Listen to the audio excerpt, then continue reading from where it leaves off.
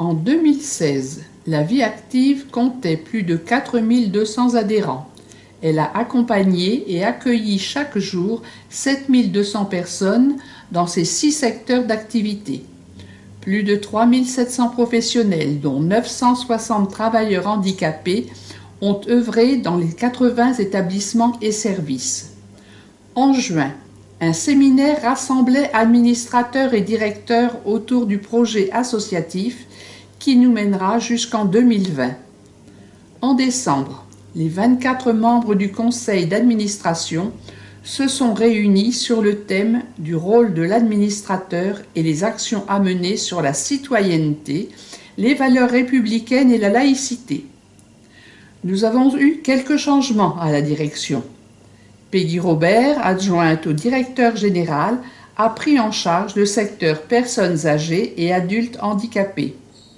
Audrey Massy, le développement. Reynald Gide, la direction financière. Le conseil d'administration a validé les différents projets d'établissement.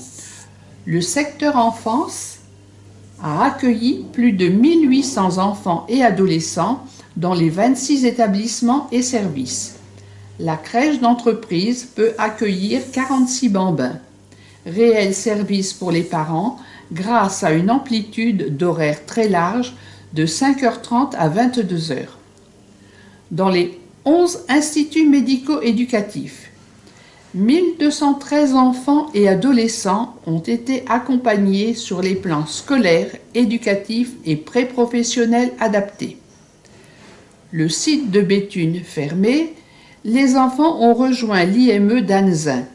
Un poste de direction a donc été perdu. Cependant, dès la rentrée de septembre, l'Agence régionale de santé acceptait de financer 3 postes de directeur à Hénin, Aire-sur-la-Lys et Arras.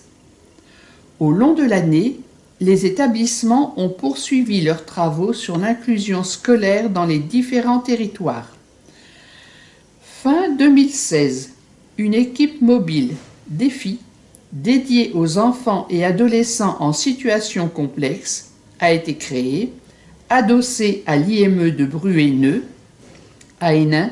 Dans le secteur autisme, le travail s'est poursuivi sur le projet individuel, l'inclusion scolaire, avec la participation active des familles. L'Institut d'éducation motrice Pierre Cazin, qui accueille 60 enfants et jeunes de 3 à 22 ans, a œuvré pour que chacun aille vers l'autonomie en bénéficiant des mêmes chances et des mêmes équipements numériques adaptés que les enfants fréquentant le milieu scolaire ordinaire. L'Institut thérapeutique éducatif et pédagogique Jean Ferrat de Liévin a accompagné 51 enfants, dont 24 à l'internat. Le service d'éducation et de soins spécialisés à domicile de Liévin vient renforcer le travail de l'Institut, apportant une aide à plus de 80 enfants et adolescents. Tout ce dispositif travaille pour que chaque fois que cela est possible, les enfants retrouvent le milieu ordinaire. Le sport permet à chacun de progresser, de même que des expériences nouvelles, comme un baptême de l'air par exemple, avec leurs camarades de l'Institut Pierre Cazin. Les 10 services d'éducation et de soins spécialisés à domicile, répartis sur 12 antennes, ont apporté leur aide à plus de 279 enfants et jeunes. En janvier, les services se sont étoffés d'une antenne dans la région de Montreuil, sur les sites d'Uquelier et de Rang-du-Flier. Les centres d'aide médico-sociale précoce d'Arques et de Calais sont intervenus avec leurs spécialistes en rééducation motrice ou sensorielle auprès de 160 enfants. 5 places supplémentaires au centre d'Arques permettent d'accompagner de jeunes enfants souffrant d'autisme ou de troubles apparentés. Après avoir obtenu un avis favorable en décembre, les équipes diagnostic autisme de proximité du Calaisis et de l'Audomarois seront mises en place dès 2017. Secteur travail. Les 8 sites des 4 établissements et services d'aide par le travail ont permis à plus de 900 travailleurs handicapés de prendre leur place dans la société. Accompagnés de leurs éducateurs spécialisés, ils ont pu accéder avec succès à la reconnaissance des acquis de l'expérience. Chacun peut trouver sa place dans des domaines aussi différents que l'horticulture, l'entretien des espaces verts, le traitement du linge, le tri du courrier, l'archivage numérique, la ferronnerie, la menuiserie ou la boulangerie-pâtisserie. En collaboration avec les équipes des EHPAD, des études sont menées pour élaborer les meubles qui équiperont les chambres du futur pour les personnes âgées. L'ESAT de la Goële a ouvert ses portes à Hersin-Coupigny. Regroupant les établissements de Bully et Neux-les-Mines, cet outil remarquable offre à plus de 260 usagers d'excellentes conditions de travail et d'épanouissement personnel. Tourné vers la cité qui l'entoure, l'établissement dispose d'une salle à manger spécialement conçue pour les enfants de l'école maternelle voisine qui peuvent venir y prendre leur repas chaque jour. Centre ouvert vers l'extérieur, des salles de réunion peuvent accueillir des séminaires. À Lens, l'acquisition de l'école maternelle La Fontaine voisine va permettre au site d'améliorer le confort d'accueil de ses usagers.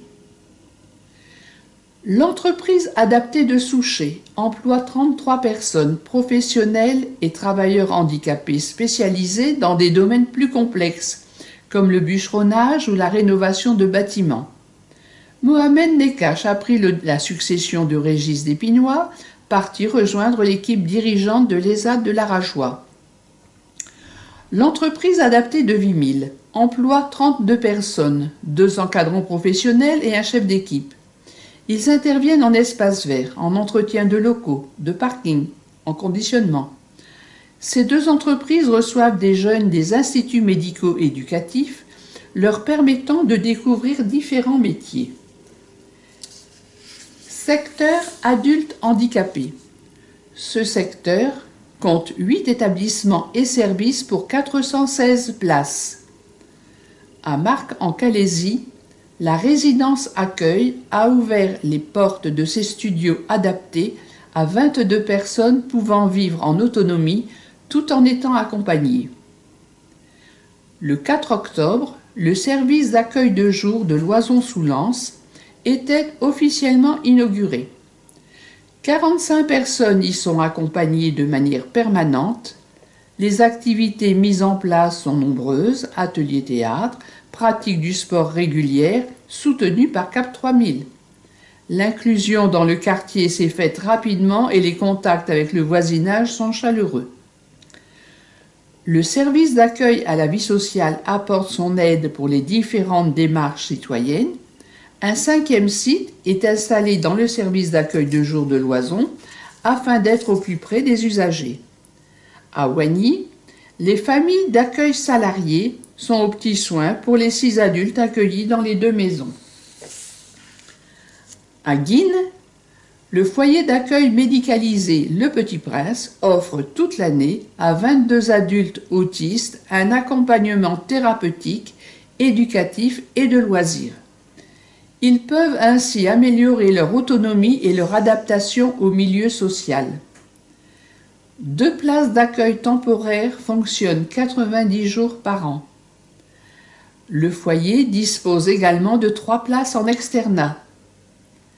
Les 2 maisons du foyer de vie Les Maisons de la Liane ont fêté leur 5e anniversaire en octobre. Elles accueillent chacune 6 personnes en internat complet et 2 en accueil de jour. Le foyer de vie a pour mission, selon des techniques spécifiques à l'autisme, de développer les acquis de ces personnes en respectant leur autonomie, de les accompagner dans les activités de la vie quotidienne et de veiller à leur sécurité. Pour continuer la prise en charge de ce public, le projet d'extension d'une maison d'accueil spécialisée pouvant recevoir 24 heures sur 24 8 adultes de 20 à 60 ans a été déposé. Le service d'accompagnement médico-social pour adultes handicapés de l'Audomarois a obtenu une antenne pour l'accompagnement des actions personnalisées pour leurs usagers. Secteur personnes âgées. En janvier, l'établissement d'hébergement pour personnes âgées dépendantes Stéphane Kubiak a ouvert ses portes à Wagny, sous la direction de Richard Cuffet. C'est le 14e établissement pour personnes âgées de la vie active. Sa capacité d'accueil est de 65 lits, dont 38 en unité de vie Alzheimer, 16 autres pour personnes handicapées vieillissantes, 6 places d'accueil de jour, 2 d'accueil de nuit, 2 accueils temporaires et un lit d'accueil d'urgence. Un projet à tout forme s'y est mis en place pour une pratique sportive adaptée au public concerné. Ce secteur se diversifie pour répondre à certains problèmes spécifiques. Ouverture à Vimy d'un pôle d'activité et de soins adaptés pour maintenir les capacités de chacun et les liens sociaux. À Épinay-sur-Orge, ouverture d'une unité d'hébergement renforcée pour personnes atteintes de la maladie d'Alzheimer. À Isbergues, accueil de personnes présentant des troubles psychiatriques. À Marle, les 18 logements du foyer ont été requalifiés en résidence autonomie. À Longnes sont organisées des formations pour accompagner les aidants de malades Alzheimer. Toutes ces maisons s'ouvrent sur la vie, sur les autres. Journée intergénérationnelle avec enfants des écoles et ados du collège comme à Marle-les-Mines. Jardin thérapeutique à Longnes auquel participent activement les jeunes de l'Institut médico-éducatif. On se déplace beaucoup aussi dans nos EHPAD. Rencontres amicales inter-établissements, repas à thème ou olympiades, supporters enthousiastes à Bollard que l'on fréquente régulièrement. Certains ont même entrepris un transfert hors frontières en allant visiter les îles Baléares. Auparavant, l'activité piscine avait permis de s'entraîner avant de se plonger dans la Méditerranée. Cette année a vu quelques changements dans les directions. Véronique Gilbert est arrivée à Coquelles, Marie Sarzinski à Vimy et Arras, Michel Piard à Bouvigny et Camille Carretero à Épinay-sur-Orge. Le service de soins infirmiers à domicile de Dourges a pu apporter son aide à 40 personnes âgées du secteur hospitalier de Seclin et à 10 personnes en situation de handicap en partenariat avec l'APEI d'Hénin-Carvin. Secteur social. Les négociations pour la réhabilitation du centre d'hébergement et de réinsertion sociale de Béthune se sont poursuivies tout au long de l'année. À terme, les activités du centre seront transférées dans les anciens locaux de l'ESAD de Neux-les-Mines. Le point d'accueil Écoute Jeune a organisé en octobre une conférence, la 6e, sur le thème des pertes et des deuils dans nos vies, animée par Jean-Michel Longnot de l'Université de Namur. Les clubs de prévention d'Arras et de Bruay ont poursuivi l'accompagnement des jeunes, prenant en compte la famille et mettant en place des actions dédiées aux parents. C'est ainsi qu'ils ont organisé des cafés-échanges ou des ateliers comme les mains dans la farine. Les maisons d'enfants à caractère social d'Artois et du littoral ont obtenu des places supplémentaires pour le maintien et l'accompagnement à domicile, ainsi que pour le retour en famille. À Sailly-la-Bourse, la 2e journée Envie de livre a été un nouveau succès avec la participation des jeunes pour l'écriture d'un nouvel ouvrage. La Maison du Littoral a participé avec les IME de Longnes et d'Air-sur-la-Lys à l'expérimentation d'une présence artistique dans les établissements. Vous avez pu admirer le résultat avec les œuvres exposées ici. Le service tutélaire accompagnement et action personnalisée a inauguré à Arras ses nouveaux locaux, mieux adaptés et accessibles aux personnes protégées. Ce service accompagne près de 1000 personnes et compte 17 mandataires judiciaires à la protection des majeurs. Un premier comité participatif des usagers a rassemblé 40 personnes en juin, afin de les consulter sur leurs attentes. Le centre de formation d'Arras a accueilli plus de 5000 stagiaires, dont 959 travailleurs handicapés, dans le cadre de formation réalisée dans les ESAT. Le centre a un rayonnement géographique remarquable. 438 formations dans des structures sanitaires et médico-sociales ont été faites hors région et pour 83% dans des établissements extérieurs à la vie active. L'Institut d'éducation permanente d'Avion a formé 760 stagiaires, mais aussi 26 jeunes en insertion et 25 bénéficiaires du revenu de solidarité active en remobilisation. Secteur humanitaire. En janvier 2016, un centre d'accueil provisoire entièrement géré par la vie active s'ouvrait à Calais pour 750 personnes et en accueillait 750 autres en mars. Le centre Ferry a, quant à lui, distribué chaque jour jusqu'à 4500 repas.